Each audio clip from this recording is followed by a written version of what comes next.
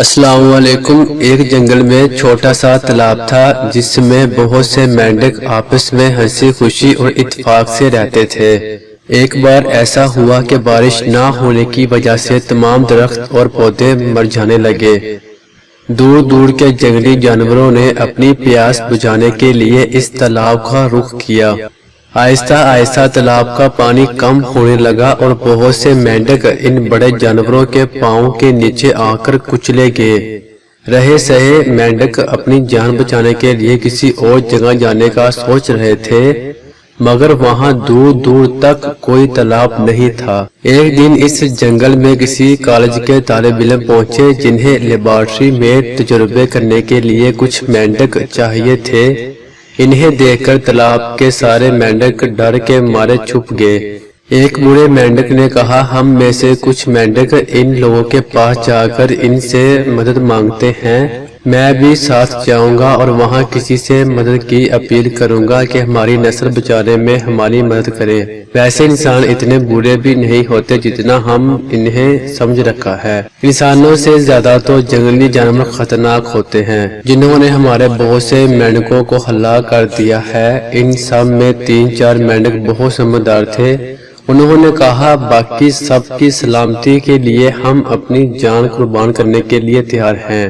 جیسے ہی جنگل میں وہ لوگ تالاب کے پاس آئے، بوڑھا مینڈک ان کے سامنے گیا اور کہا، تم لوگ کیا چاہتے ہو؟ ہم ایک میڈیکل کالج کے طالب علم ہیں اور ہمیں تجربات کرنے کے لیے کچھ مینڈکوں کی ضرورت ہے۔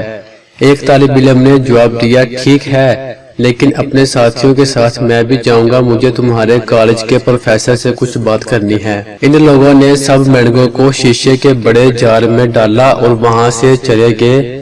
باقی رہ جانے والے مینڈک اپنے ساتھیوں کے لیے پریشان تھے۔ وہ بوڑھے مینڈک کی کامیابی کے لیے دعا مانگنے لگے۔ تجربہ گاہ میں جانے کے بعد انہوں نے بوڑھے مینڈک کو جال سے نکال کر پلیٹ میں رکھا اور پروفیسر کو بلانے چلے گئے۔ پروفیسر نے آ کر بوڑھے مینڈک سے پوچھا اور اس سے کیوں ملنا چاہتا تھا۔ بوڑھے مینڈک نے آنسو بہانا شروع کر دیے اور جنگل میں ہونے والے واقعات سے پروفیسر صاحب کو آگاہ کر دیا۔ بوڑھے مینڈک کی بات سن کر پروفیسر صاحب کو دکھ ہوا۔ انہوں نے کہا، ٹھیک ہے، میں تمہاری مدد کرنے کے لیے تیار ہوں، مجھے پہلے جا کر پورے جنگل کا معائنہ کرنا ہوگا۔